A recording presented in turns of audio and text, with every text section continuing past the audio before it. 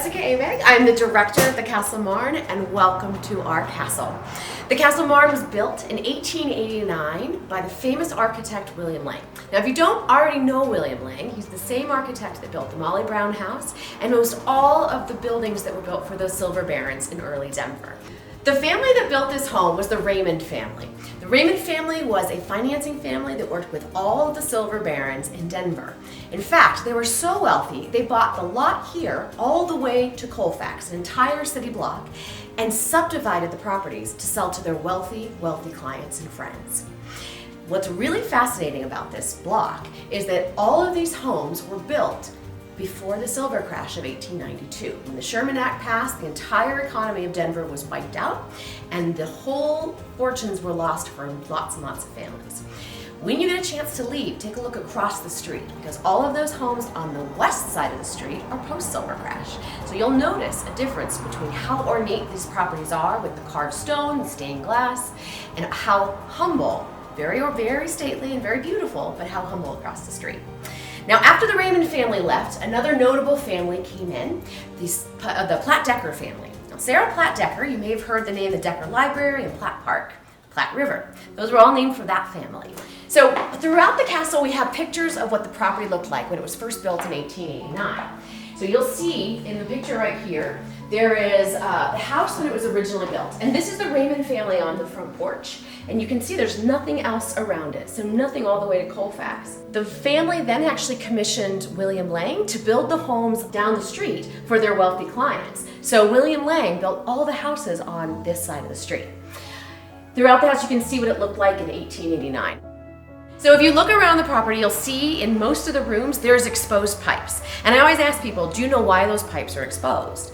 The answer is because in 1889, it was a really big deal to have indoor plumbing. It was a clear display of wealth. So they would paint them, they would wallpaper them, they would actually highlight their indoor plumbing. So when people would come over for a party, they would be like, hey, look at my pipes. We don't do that anymore, right? But that's a really big feature. So you'll notice the decor in here is the same as it would have been in 1889.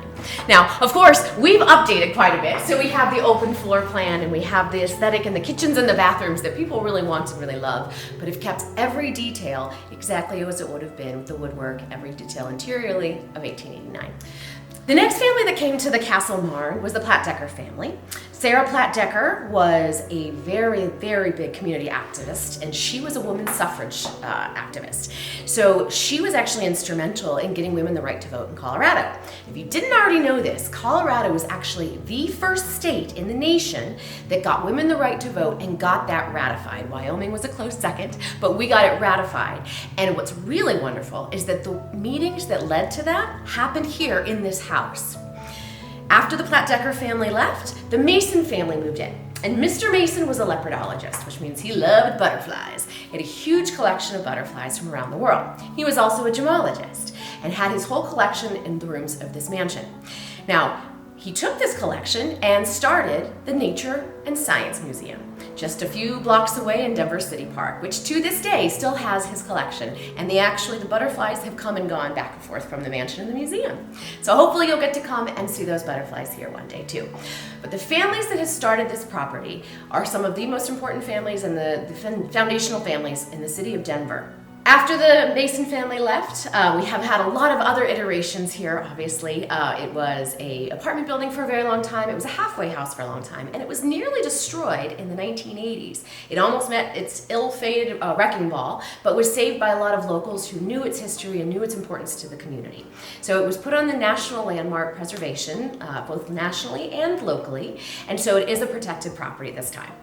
In the 1980s, the Fair-Piker family came in and they turned it into a bed and breakfast, and that's what it was for about 35 years until 2018, where another family came in. They tried to do a wellness spa. COVID happened and it was shut down for several years. My partner Nate and I are so excited to be bringing this property back to its glory days as a bed and breakfast and a community event center. We are both fifth-generation Coloradans. I grew up in Denver. My family's been here since before Colorado was a state, and Nate the same thing throughout Colorado. So we're so excited to be the guardians of this iconic Denver property and to be welcoming the community back through its doors once again.